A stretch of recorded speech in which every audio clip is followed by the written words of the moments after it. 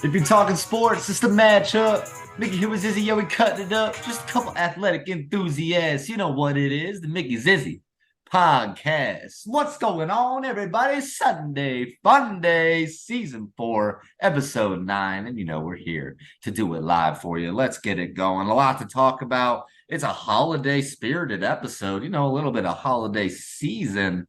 July 4th, Independence Day, booming off fireworks and whatever else. We're going to get into all that. Hopefully, everyone enjoy themselves. Of course, we here on the podcast always enjoy ourselves. Brought to you by Supplementation. Go and check out www.pinnaclesup.com for all of your supplement and wellness needs. Also, check out our boy Grant Anderson G for 3 on YouTube. He's absolutely shooting up a storm, and his interview, everything else been going on. We got more recent interviews going on. Check them out. Aaron Davidson, Olympic trials. Say what? It's been exciting. It's been exciting. But of course, we're gonna get into it. Mickey, talk to him, baby. What's up?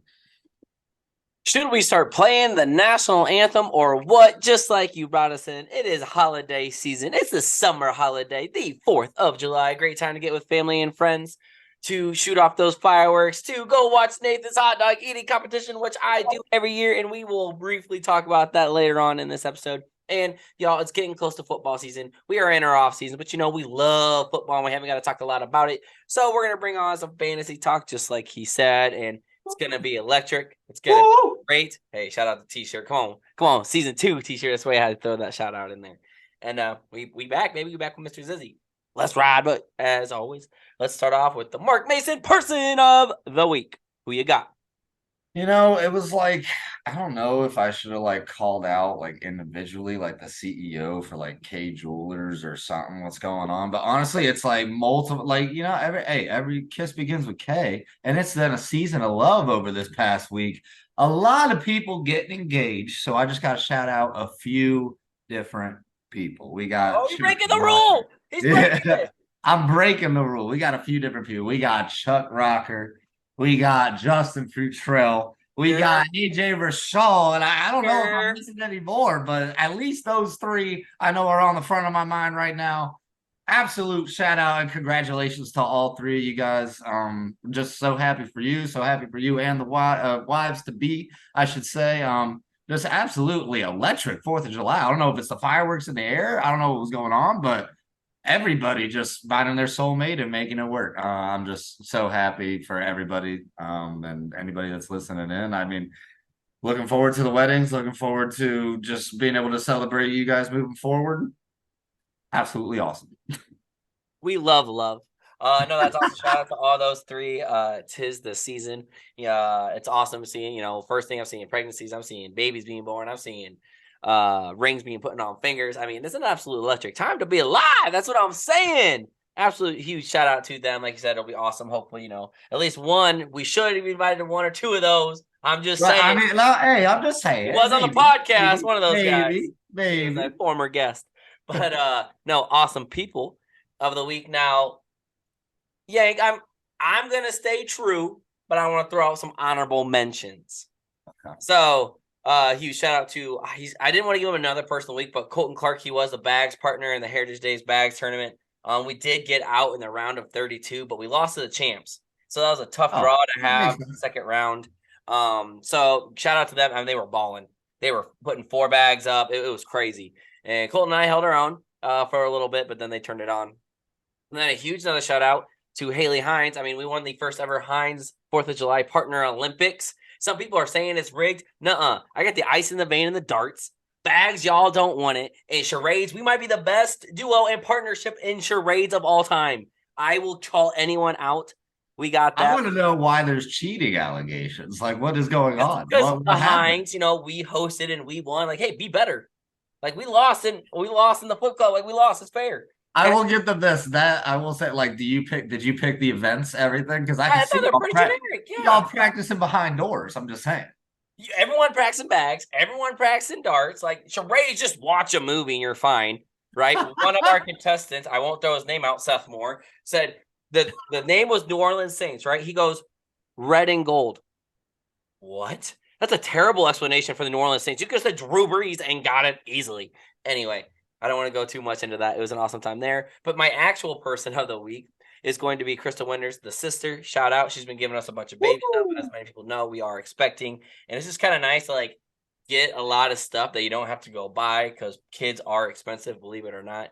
But huge shout out to her for giving us a bunch of stuff so that our baby boy can have all the stuff that is needed to thrive, which he already will be. But a huge shout out to her for supporting the fam. Absolutely, man. I mean, there's that going on. Your brother just had a kid again too. Oh my god, everything's going crazy right now. Crazy. We're gonna move on to our first topic here on this episode 9 of season 4, fantasy quarterbacks. Now, Yank, per usual, we like doing top fives. Just talk about the head dogs. So that's what we're gonna do. We're gonna introduce like people who we think you should draft first for your quarterback. That does not mean first pick. Maybe it does. And then we might have some sleepers. We might be dripping some sleepers down the way, but no, I know you probably are. I mean, my first, like, if you can't go wrong, he is not my number one. Okay, but like if he's there at round 3, round 4, go take him. And that's Patrick Mahomes. He was the leader last year in fantasy. He had the most points averaged. He is the reigning Super Bowl champ, right? Give the man his flowers. I think you cannot go wrong with drafting him at 3-4, or like the 3rd or 4th round. I mean, are you talking like first overall quarterback to be drafted? Not my pick, no. Okay. But if you did, you're not like that's a safe pick. You know what I'm saying? Like we're saying top 5, like this is quarterbacks you should. I mean, to me, I think that Mahomes is still a top 2. He's top 2 if you're going to go quarterbacks in fantasy based on consistency.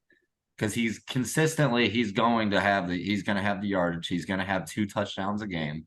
And he's not necessarily the biggest runner of the ball, but he does have games where he goes over north of 30 rushing yards and maybe has a scrambling touchdown or 2.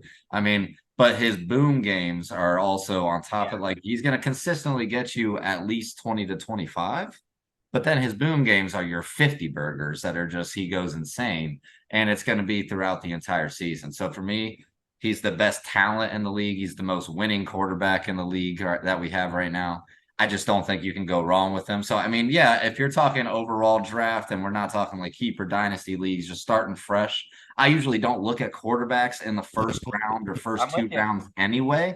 So I am looking for your first quarterback to be drafted round 3 or 4 typically. And I am looking at a Mahomes, and there's a few other names as well. But for me, Mahomes is looking at top 2, top 3, honestly.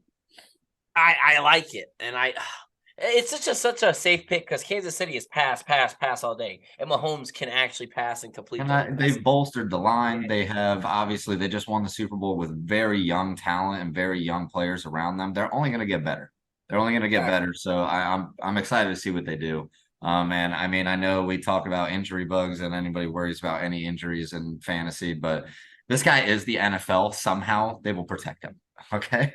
100%. Or I think he still can run and whatnot. But the big thing here is just like, we're giving you the safe pick. Like if round 3 or 4, pick him up. If the top dudes who I think, I'll give you Mahomes 3rd. I like that. We're not doing a top 5 list here on the podcast today. We're talking quarterbacks. I'll run through a top 10 at the end just to give you my hypothetical. I'll give them that. I'll be nice. It's gonna be nice. I mean, I kind of got mine. I gotta switch some people around. I would like to see your thought on it too, because I'm gonna be giving away all my secrets. That's the one bad thing about us doing a podcast. We're giving away all our draft secrets when we play.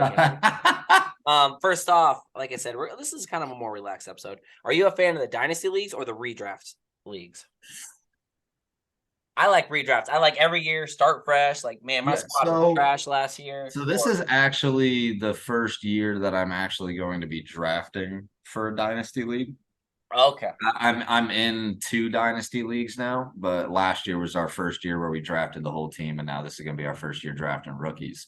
I will say I think it's really cool. It does make you feel like an actual like kind of GM. Yeah. You're out here like I'm out here scouting college kids and trying to make sure like, cool. What fits in a team. You're tracking age, not just talent. Like it's a whole lot more. So I think it's pretty cool and it's a little bit more in depth. But the overall just redrafting every year, allowing players to switch teams every year, and just starting new. Like I mean, if you have a dynasty league or a keeper league or whatever it is, you have the chance of, if you have a bad team, you're stuck in that for 4 or 5 years. Whereas if you have a really bad year, you end up losing, winning the Sacco, whatever it is. You have the punishments, whatever everyone's got going on in their league. It's nice to at least the next year wipe clean slate, go redraft exactly how you plan, or how you at least try to plan for it. And I think the redraft league is still more fun on my end, but I'll tell you what, the like off season trading, the actual scouting and stuff that's coming, like, I don't know, give me a couple years, that might change. But for now, I'm gonna stick with the redraft league. I love the redraft too, just because like some of those things you said, like if you had a bad year, like dang, all right, you get rebirth, right? You get all right, I get another shot at it. And like if you're really that good, like redraft again. Our good friend Scuba Steve has won it a lot, and I don't think it's a lot due to his drafts. He's gotten lucky many years, but like he's proven dynasty numbers. You know what I'm saying? Like you just want to be that dude's like, yeah, I draft well every year, and it's always fun to see how people drafted and like having the drafts, which you can do in dynasty, but like I've always wanted to go somewhere, like have a big draft board, like chilling with all the friends. I would love that. My Oh, brother dude, does it. we'll do it this year. We'll plan it. Okay, yeah. All right. I'm the commissioner, so I'll try to work that. But no, super fun. So let's get back to quarterback. Sorry, y'all, for a quick tangent. So after Patrick Mahomes, I like your top 10. I have mine in my head. But this is I'm gonna do Well, it. and I would say, like, like I said, I'll give the list, but like when I was going through it and thinking of if I had to make a list, I had Mahomes at number 2, to be honest.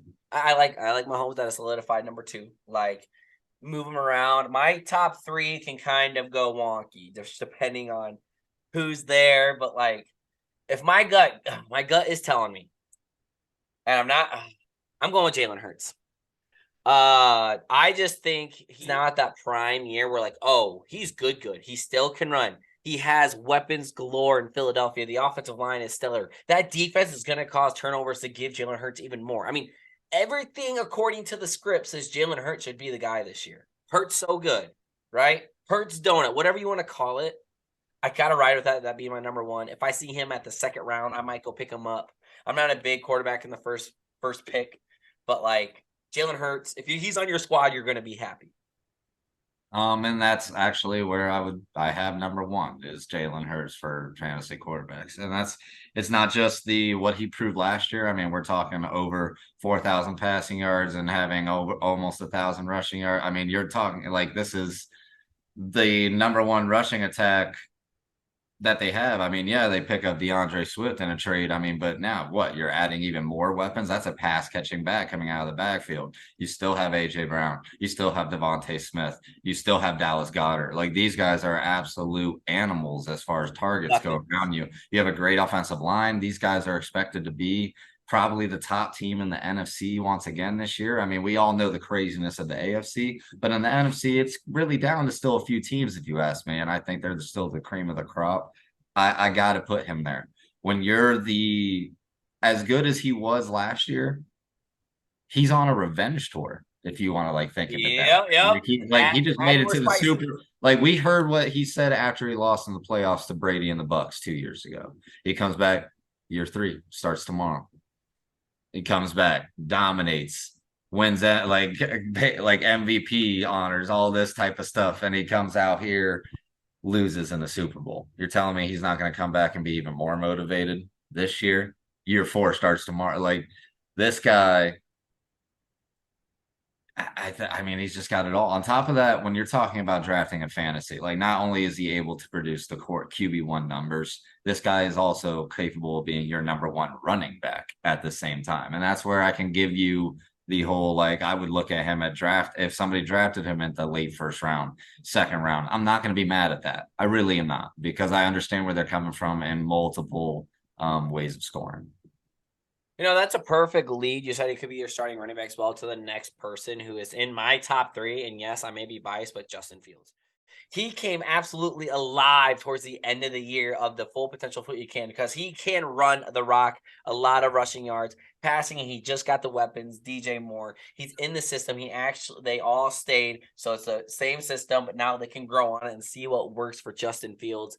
And this is a great pick where if you're a 4, maybe I don't think he's going to slide to 4. I don't, because if you have a lot of those Bears fans like myself, I might go pick him up at 2 or 3 if Jalen Hurts or Patty Mahomes is gone. Right? I'm not picking him first, Zizzy, all right? Because we still have to prove it. but like he's gonna get you yards. We have the passing game. He's been working so much. Like they had the worst record in the league, right? The only way you can go up, and he was putting up 30 towards the end of the year. Like, and that was a lot due to the rushing I touchdown. get it. So I think they're not going to run as much, but they're still going to use that in their arsenal of how to be a winning and successful football team. So if you have Justin Fields in the third round, like, hey, I'm definitely going to snag it. I know our good friend Greeny's probably listening. He's going to take him. I already envision it going to happen. It's going to make me so upset. But pick about a 3, like the third round. I mean, yeah, I like the concept of Justin Fields, and I mean, I have him as a top 10 quarterback going into the season. I'm not going to put him up there with your top 3 and stuff just because I still have to see the development of the pass game. I'm not saying he can't do it, but I know that there's just more to unlock in that aspect of the game for him. His rushing ability is absolutely insane. I mean, we have Coach McDaniel and the Dolphins literally asking him, "Hey, will you stop?" Like on the sideline, like there's an actual problem when it comes to defending him with his legs because he's a outworldly talent when it comes to something like that. But I got to see a little bit more development on his pass accuracy. I got to see better reads a little bit when he starts to get a little flustered in the pocket. And that's not just on him. That's also on the offensive line. That's on the development of the offense itself around him. I mean, his talent, his wide receivers have to show a little bit more than what they have in the past, if you ask me. I mean, Darnell Mooney, he's shown that he's got the talent. But I can't sit here and act like I can name off great other wide receiver. I mean, I know you just made the trade for DJ Moore. So Chase DJ Claypool Moore, being our number DJ 3. Moore will be there. DJ Felix Moore, Jones. Darnell Mooney will be there. Chase Claypool, if he's going to be running number 3, I do like that as a number 3 receiver. Yeah, he's not number But we still, like I said, we got to see it. We'll see how he develops this year, stepping in. I like him as a top 10 quarterback, but like you said, he easily could have top 5 potential.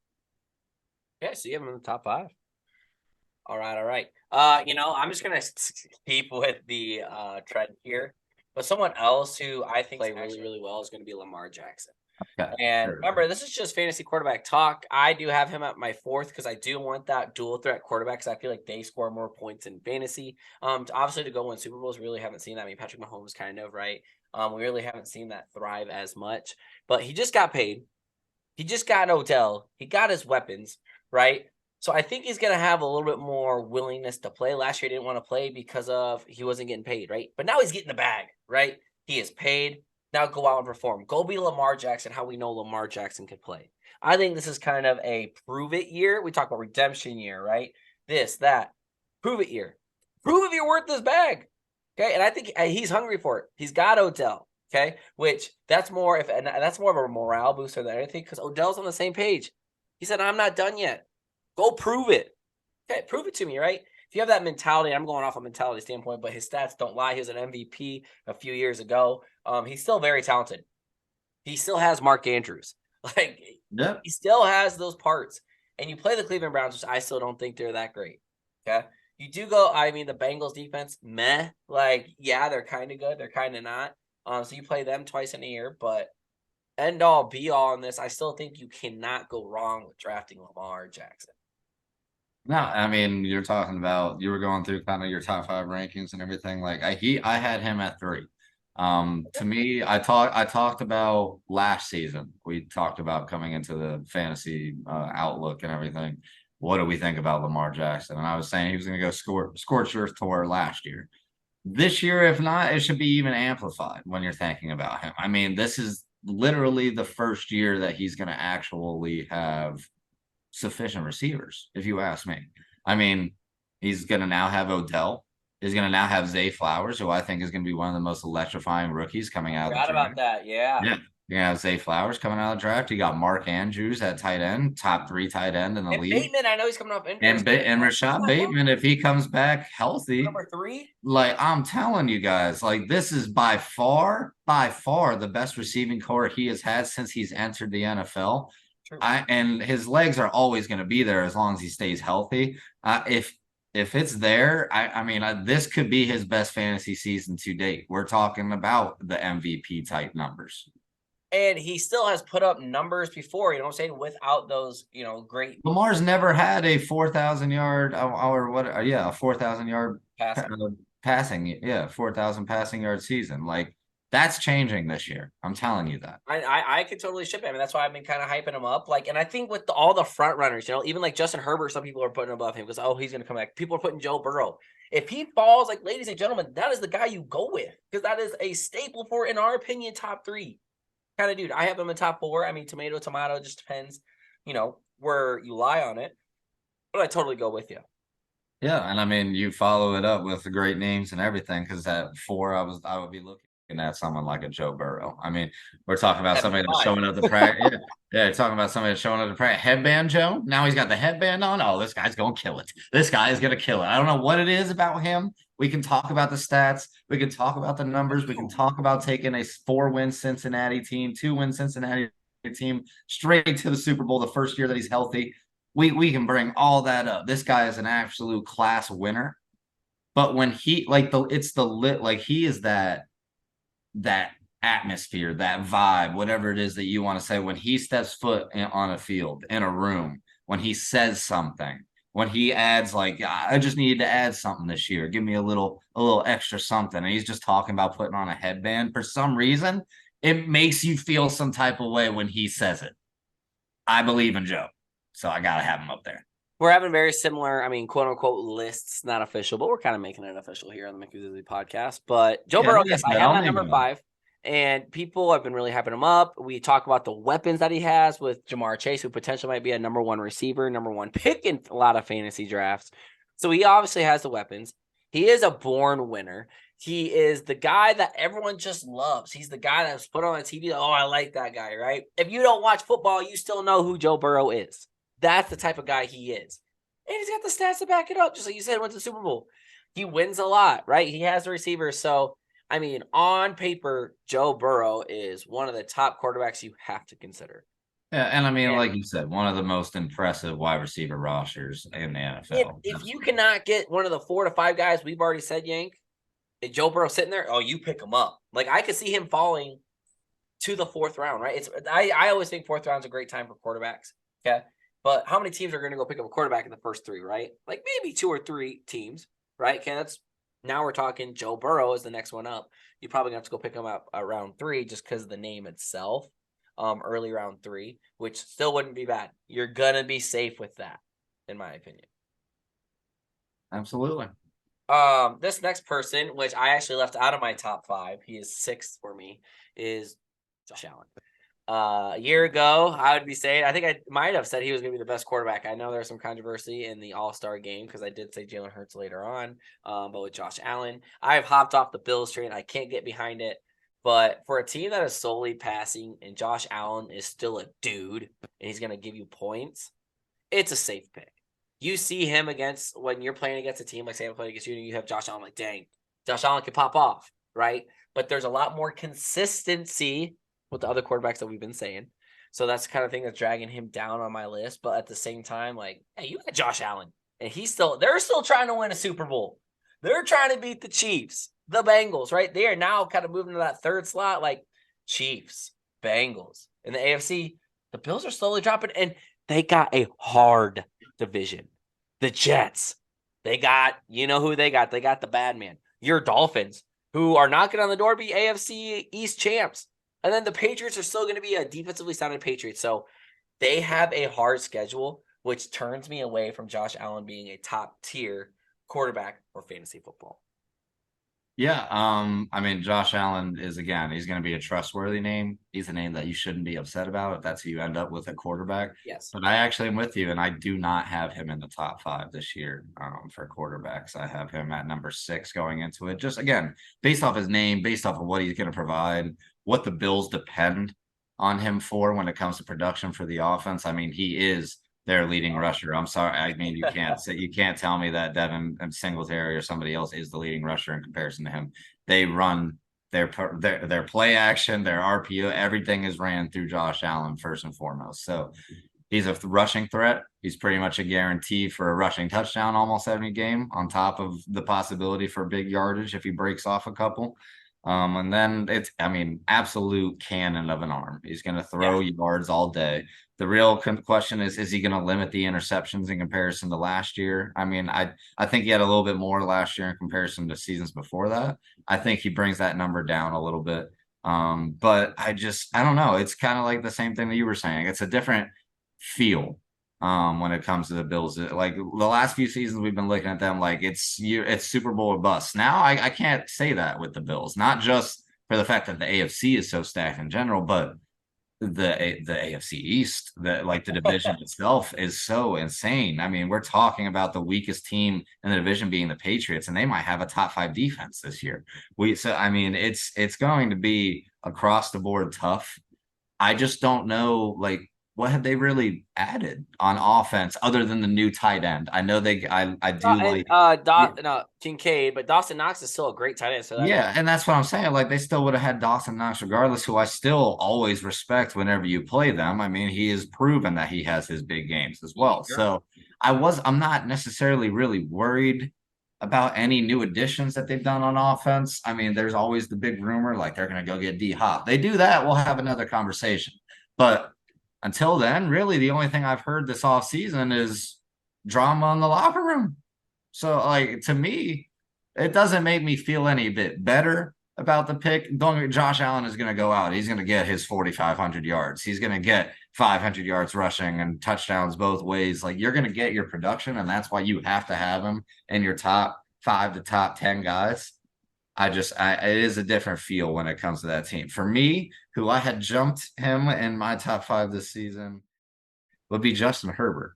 And Justin Herbert, for me, it's got to be one of the greatest arm talents that we can see, just placement of ball, how far he can throw it at the same time. I mean, from the moment he stepped in as a rookie, and I mean, I know we like to have the comparison, people bring it up because, yeah, Dolphins could have drafted him a few years ago. But at the same time, man had over 4,700 yards, 25 touchdowns and 10 interceptions. That's still a great ratio. And he did it with, I would say, about half of that season really being injured, not having Keenan Allen for 3/4 of the season. I mean, Austin Eckler in and out a little bit with some injuries as well last year. I mean, the production is still there. Now you're adding Kellen Moore, who is literally a pass happy offensive coordinator. Like he wants to go deep. He wants to open up the offense. That is everything that Justin Herbert's game is made for. And you go and draft Quentin Johnston from TCU. That's a big third time addition in my opinion. The offense has just opened up, and I think we see an explosion year from Justin Herbert where we're talking north of 5,000 yards, 35 plus touchdowns. Like I think it is one of those years. I have him at 7. Herbert, Sherbert, our guy. Hey. I totally respect the offensive weapons that they have. You know, Keenan Allen is getting up there in age. Mike Williams. They also have Quentin Johnson. I think it's going to be a great number 3. Like you're joking. He's your number 3. That's going to be fine. And you also have Austin Eckler, who's one of the best fantasy running backs just based on his, you know, if you're in a PPR league, Austin Eckler is a guy who goes catches balls. And he does have the talent. He did have a little bit of a dip this year. He wasn't, you know, that Herbert who's going to be, you know, your third best quarterback in the NFL, like MVP talks. And the big thing that kind of sold me was the Kellen Moore. You get an offensive coordinator who can really work with them, which they're going to have some things where they got to work out the kinks early on in the season. Having Herbert in top 5, I respect. I have him at 7 just because of like the names and the rushing. Like I love rushing quarterbacks. I get you. And it has proven to be very huge. Very successful. Yeah. Exactly. You know, he rushed for a 10-yard rush. Like, sweet, that's 1 point on my quarterback. Like I wasn't expecting. So I don't see that versatility of Justin Herbert that he can run as much. But just for precision and an overall passing game, yes, I totally respect that. And on the flip side, though, you are in a tough division. You do have the Chiefs. You do have the Raiders, right? The Broncos. We don't know what they're going to be, but they're coached by Sean Payton. So obviously that's another hard division. I mean, last year we were talking about that division being one of the hardest. You know what I'm saying? So a year ago. But I like all the things you said. And once again, like if you fall on Justin Herbert, that is A-okay. You're going to look at your fantasy football. And honestly, I think you get through you can make a top 10 of quarterbacks where if you end up with any of them, it's honestly not the end of the world. But again, it's fantasy. When I look at quarterbacks in general, I'm typically not looking at a quarterback until the 3rd or 4th round because of the limit there. It has grown in availability, and as far as the talent pool, it's grown over recent years. So for us to be able to go and attack other positions, even though you would think that the availability is there in wide receiver and running back. Running backs are always limited. Tight ends are always limited. Just other things to think about as you move forward and go with fantasy. But yeah, I mean that's quarterbacks, man. I mean, when we were talking about it, like I said, I was gonna put together a list. I didn't know how we were gonna go through it. But I went Jalen Hurts 1, Mahomes 2, Lamar at 3, Burrow at 4, Justin Herbert at 5, Josh Allen 6, Trevor Lawrence at 7. Shut up. I have him at 8. Trevor Lawrence at 7 because and we can talk about that one. Tua at 8, depending on health. I don't like it because of the health factor. Fields at 9 and Rodgers at 10 is how I'm gonna go. I have Kirk Cousins in there just because he's a stat pattern. He has great receivers. I have Kirk Cousins at that 9 slot. You got to give him credit because he has one of the best receivers in the league. Well, and I do like their addition of Addison. Addison coming in to replace Thielen is honestly huge, if you ask me. And they still have TJ Hawkinson as well as their tight end. And I have Jared Goff actually from Detroit. Ooh, that's wow! I didn't even think of him. Yeah, so that's just sneaky because he'll go put up numbers low key. He was a top 5 quarterback in fantasy last year. I'm gonna go double check. So yeah, he was up there. He was top 10. According to points per game. Okay. But still that's why I kind of have my 10. He can kind of go do that same thing with the same year, and they're supposed to all they did was add Jahmyr Gibbs. I mean, and Sam Laporta, an Iowa tight end who they love using. Hey, Iowa tight ends are known for how great they're going to be. Exactly. So I guess we'll kind of recap this segment with Trevor Lawrence. I totally agree with you. That division is wide open. This is the first time, Trevor Lawrence has actually had some stability. Is he going into his 3rd year? This is his 3rd season, yes. 3rd season. Because this will be the first time, in the NFL where he had the same coaches. And I was listening to an interview he was doing, he's looking good. He's feeling it because it's not trying to relearn a system or what the coach wants, right? They have their coach, Doug Peterson, who is a dog. He is a phenomenal. They won a playoff game. This team ain't a joke. It's not a joke. So now they're just going to build on that success, and it's going to be kind of scary. Trevor Lawrence is a quote-unquote sleeper. I don't think many people are going to go look at Trevor Lawrence I can skip Trevor Lawrence. He'll fall in the next round. But if you go pick him up in round 5, that could be finesse. If I see 2 or 3 quarterbacks ahead of him, according to the average draft pick, the ADP or whatever it's called, I'm going to wait around and go get Trevor Lawrence, and I'll be A-okay with the weapons around him. I mean, here's the thing. This is how I look at it, right? They go from the disaster with Urban Meyer. They switch to Doug Peterson. They get some stability. They get, a championship pedigree coach, a championship pedigree experience. Just you go in the right direction. You have solid players. You have younger talent. I mean, Trevor Lawrence, top pick from a few years ago. You followed up with another top pick with Travis Etienne. Now your defense is kind of there. Yeah, the pass rush is what worries me if we're going into this season and we talk about the Jags. I'm a little worried about depth of pass rush. Outside of that, they are good across the board. I mean, Trevor Lawrence had a 4,000-yard season last year, for a little over 4,100 yards. 25 touchdowns to 8 interceptions. That's a great ratio. 93 quarterback rating. I mean, the guy was efficient. The guy picked up the new system pretty well. And like you said, now it gets to have carryover where you have a whole year to now get through an entire offseason.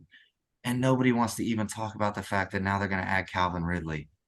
Calvin Ridley is on this team now. It's Calvin Ridley, Christian Kirk, Zay Jones, Travis Etienne, and then they get Tank Bigsby in the draft. I mean, these guys are loaded across the board on offense coming into it. And after being a playoff winning team last year, I see him as a 4,500-yard type of quarterback, touchdowns over 30. I mean, this is the breakout year in year 3 for Trevor Lawrence, if you're going to ask me. Yeah, I totally ship it. I mean, that's something where if I don't get my top 5 quarterbacks, well, shoot, I'm going to go wait for Trevor Lawrence, right? If I don't get one of my top tier dudes, I'm going to go wait for him. And I'm going to take a risk. Not really a risk, but rely on that stuff we were just saying. Overall, though, quarterbacks, I think we both agree, 3rd or 4th round, go get your guy, whoever you need. They're not going to necessarily win it, but they can lose it. And you'll know when someone takes one, they're all going to start going. Yep, because awesome. And it might go in the 1st round. A lot of people like getting their quarterback first. and whatnot, which we'll talk about strategy. We won't talk about our strategy, how we draft, but you'll get little hints here and there. Now we are going to move on to our next topic, which we're going to talk about the 4th of July. We're going to talk about little things like the Nathan Hot Dog Eating Contest, some things that are really special, kind of a more not necessarily sport-oriented topic, but let's get the fireworks cracking. 4th of July vibes, you know. It was 4th of July this past week, and it was a great time. I got to spend it with family. I don't know. I feel like you were doing some of the same. Oh, yeah. Shooting off fireworks, cooking out food. I mean, some of my favorite stuff in general. There's a lot of great stuff that we all love about 4th of July, but let's just get into it. How was yours? What do you love about it? You know, Yeah, I mean, obviously, the things you got to love about the 4th of July is that family time, watching those fireworks go off, celebrating America, wearing all the America gear, and grilling out. I mean, that is a staple. You get the brats, you get the burgers. I was manning the grill, my rookie debut of the 4th of July for me, manning the grill, and it went pretty good. I was actually pretty surprised. So, OG Grill Daddy Mick. hey, we're getting up there. We're getting promoted, whatever you want to call it. So obviously that's all fun. And obviously you got to take that time to go with your family. So huge shout out to all those families, you know, that can stay connected and whatnot. You obviously have to cherish that. And one of my favorite things is the Nathan's Hot Dog Eating Contest, Yank. Joey, the Throat Goat Chestnut, claims his title once again. Yank, since 2007, there's only been one guy that beat him, right? That was Max Stoney in 2015. Yeah. So 2007. Yank, there's some kids that have been alive that they've only seen Joey Chestnut go down once. Talk about one of the most prestigious athletes of all time. Do you consider Major League eating competitions a sport? I mean, it's not something that anybody can do. It is something that you have to train for. It is physical exertion. And I'll tell you what, his like pregame, postgame comments, he might as well be a 5-star athlete somewhere. I don't care for him to get us hyped as much as he does. Like with the we're gonna get the guys to get together and we're gonna do this effort. That is just electric. I think it was and I don't even know if it's the Nathan's Hot Dog Contest that I love. Yeah, come on, he put people in chokehold last year and ends up winning. Like, I don't know if it's the hot dog contest or if it's just Joey Chestnut that I love. Like, it might just be him that is on my list of things I love about 4th of July. But I mean, the guy has won 16 out of the last 17 years. He hasn't really had a real challenge since Kobayashi. I mean, yeah, he got beat by Matt Stoney. Matt Stoney hasn't even competed the last few years. I mean, it's so fun to watch, even though it's so gross, but so awesome at the same time. That's the thing. People think it's so gross, but I think it's so awesome. I mean, he had 62. I thought he was going to break the record. I heard on another podcast, like, it was a slow year. It was a slow year. The dogs were slow, and he said, like, it really depends on the bread and how long they stay out, makes it harder or easier to eat. I'm like, that's crazy. And for all the records that he has, I mean, I do agree with you. I think you can consider it a sport. You got to eat stuff fast. Like, it's your body going through, I mean, trying to push down all this food without yakking. I mean, you try and eat 62 hot dogs in 10 minutes. Like, if somebody literally told me I had to eat 62 hot dogs in 24 hours to, like, live, I don't know if I could do that. I was thinking an hour. Yeah. And I don't know if I could do an hour. Yeah, six dogs every 10 minutes. Okay. I might try sometime. In an hour, I might be able to put up Joey Chestnut numbers, which I saw the record on here was 127 hot dogs in an hour. That was way back when I was looking at the stats. That was way back when. So yeah, he did get upset that year. Matt Stoney did upset Joey Chestnut 62. But still, I like looking at all the stats 17. too. Huh? But still, like 16 out of the last 17. I mean, exactly. Talk about just winning machine, all of his records from eating Twinkies to this and that. Now he holds 54 world eating record. Like, that's where I'm just like, come on, like athlete, you gotta get there's something to that. And some of those, like, and they're not like huge dudes, you know what I'm saying? Like, Joey Chestnut isn't this very overweight person. He works it all off. He actually has to train. Or some of the things, like, and there's some of those major league eaters that are yoked. They come in looking like they could play linebacker for a college football team. Like, they are crazy yoked. Some of these guys are. Dip, go. It's crazy. How many do you think you could eat in 10 minutes? 10 minutes? I give myself 2 dogs a minute. I'll give myself 2. I'll So go yeah, 20. so you have I'll go 20. for 20. I could respect it. I could go like 21. I don't know because you would win a yak. Because, like, I mean, dude, you're gonna get like that's the thing. Like, I ain't never tried to do something like that, but I know I'm gonna get full eventually, man. And you don't I'm want to gonna break be. out in the meat sweats. It's gonna be bad. It's gonna be bad. I don't know. Lately, man, I've been in a bit I'm of. used to eating hot dogs with my toppings. I might not be able to do that. I'm not doing like the soggy bread. Like I'm Are not a you a big fan of that. mustard and hot dog guy? Mustard, only mustard, only mustard. Stop. Well, like I'll put relish and stuff and onions and stuff, but I mean, like for sauce, I do Where's not the put ketchup. ketchup? I don't put ketchup. Can't do ketchup. No, no That is ketchup. No ketchup on a glizzy for Zizzy. where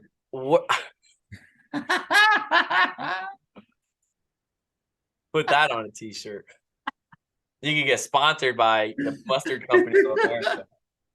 You know, ketchup, mustard. We'll have a little side segment. Glizzies with Zizzy. Let's go. Next episode sponsored by mustard and hot dogs. This was Zizzy. Oh my goodness. All right, well, that took an unexpected. Yeah, I love it. But I mean, that is also one of the things I absolutely love watching. Haley hates it, but like I just love watching people eat. Like it's super fun to watch. Like, oh my goodness, he's going for it. Like trying to calculate, okay, he's behind pace, he's above pace. But I'm happy they did get it done. It's also super fun to watch that on the 4th of July. Which I know our good friend Mark Mason said he wanted us to do an eating contest sometime. So I know we're gonna have to put it into the works. Honestly, that would be pretty damn fun to do. So we might have to do that on the next live feature episode or Ooh, something. snap. Here we go. We spoke. Yeah, I mean, I was hoping to be there for Heritage Days, but it's all right. I'll probably be up there in the next couple weeks or something. Here. All right. Something out. Well, like I said, go celebrate 4th of July. Absolutely awesome. We had to talk about the throat goat, Joey Chestnut, who is a staple on 4th of July weekend or week, we should say. Depends on what day that does fall on. But our last kind of topic today is going to be talking about the Summer League, which a lot of things have been going on, Mr. Zizzy. And it's the Victor Wembanyama, right? Getting outplayed by Brandon Miller. He got dunked on. We're talking about this guy being somebody elite. Like people already calling him a bust. I'm not saying he's gonna be a bust. I'm not. He has a lot. Like, and we talked about that in the Grant Anderson interview. Was when the lights are on, like, oh snap, it's real, right? He's used to not playing in front of that many people, and then he went and sold out a summer league game. He sold it out all because they wanted to see him. Obviously, the pregame jitters got to him. He's going to get used to it. This is why you play in the summer league, right? And Brandon Miller rose up to the occasion. This is exactly what I said, Yank, when we're talking about it. Brandon Miller's been there before. The fans won't affect him because he's been playing at Alabama. We talked about this as kind of a big, example for me, evidence for this. Now, that's the two big things. We'll stop there, like my tangent. But what's your thoughts on the bus talks, which I do not believe in? Victor's going to go out and ball. But like his first performance, how do you feel? I mean, I'd take a lot of positives from it. I mean, honestly, I mean, yeah, he shot 2 of 13. It wasn't great shooting performance, but the defense transitioned naturally to have 5 blocks, to be that tower, to have that kind of reach and like just towering range when it comes to defending anybody. His fluidity at 7'3.5", 7'5", basically is what people say he's actually like on the floor, but I mean, to see the fluidity to where like he is actually running the ball up the court and transitioning and playing transition offense and throwing dimes and being the playmaker. Yeah, his assist ability, his passing was a lot better than I expected it to be. I think he looked great. I think that the offense will come in time. I think there's going to be an adjustment period as far as like pace of play from coming overseas to here. I mean, this is the best brand of basketball in the world, is the NBA. So, I mean, there's going to be a type of adjustment period. And let's be honest, even he himself said, I didn't really know what I was doing out there, but I was playing. So, I mean, if he's already able to do, I mean, what he was able to do without really knowing what's going on, Popovich is going to get him set straight. I'm not saying he's going to be the all-star that some of these people are saying that he needs to be year one. I mean, some of the greatest of all time have never done that. So, like, let's pump the brakes on that. But I think he's going to be just fine. I think he's going to be solid. I think it does speak words for Brandon Miller, though. As far as his competitiveness level, we kind of saw the chip on his shoulder when he got drafted, kind of talking smack to MJ in a way, and now talking about like we're going to the finals, like that's the goal.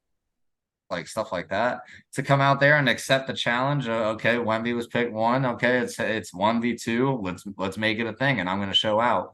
I like it. I like his attitude. I like his mindset. I like where he's at. I But think yeah, it's a huge win for Brandon I Miller. don't think anybody can say anything negative about Wemby yet.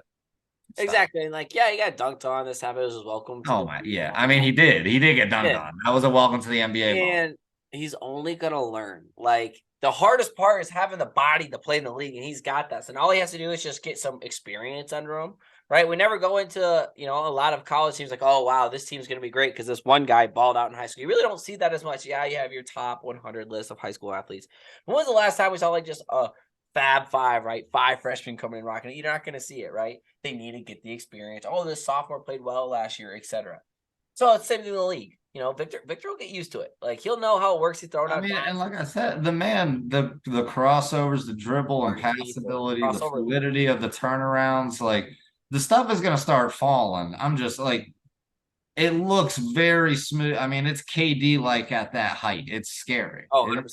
It will be KD just taller. Now let's go on to our man Scoot Henderson had a little baller. A little baller. We're Scoop. It's a Scoop podcast. I just want everyone to know that. We didn't almost sponsor the Razor scooter in college for no reason. All right. We are scooting it up on this podcast. No, yeah, he played well. I know there was a slight injury came off. I think it was a shoulder injury there. And then he's been balling. He's been playing well. I think he's doing exactly what you need, and that's the great thing about the summer league. Why I think people should play in it. Get your feet wet. You used to run up the court, right, with the dudes playing in front of these NBA crowds. So I know summer league isn't as too big of a crowd, but like we've been seeing them starting to sell out. And then lastly, Amin Thompson, one of the twins who got drafted, did get hurt, but he was looking saucy. Yeah, he'll be all right. And that was what we were saying. Like this isn't like Asar, I believe, is the one that is the point guard, right? The playmaker. Yes. Yeah, and Amen was the one that had won the Finals MVP recently and everything like that. I mean, the guy is a baller, and he's gonna. Tweak of the ankle, he'll be just fine. It sounded like, but I mean, like you said, was looking very good starting out. Both him and Scoot had very impressive debuts, if you ask me. Yeah, he had a grade 2 ankle sprain. Sorry, just looked it up.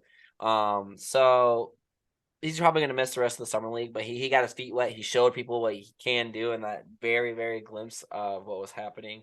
So that's good. You know what I'm saying? But like, that's the thing too, Yank. Do you play your stars in the summer league? We saw Chet got hurt last year. Technically, it's going to be a rookie. No, absolutely. You have to. I think you have to. You do think so? I think you have to. I mean, this is no matter what you say.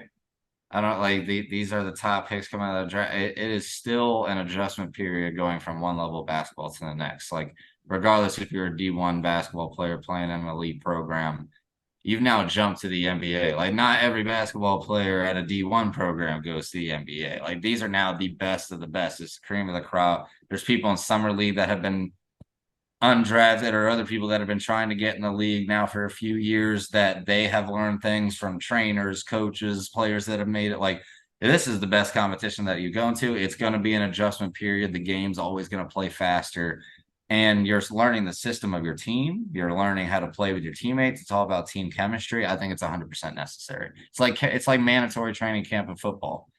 They're all there. There's a reason. It's almost like your scrimmages in high school sports, and your what do you call it? It's like your scrimmage day, the black versus gold. The Hawks would do it.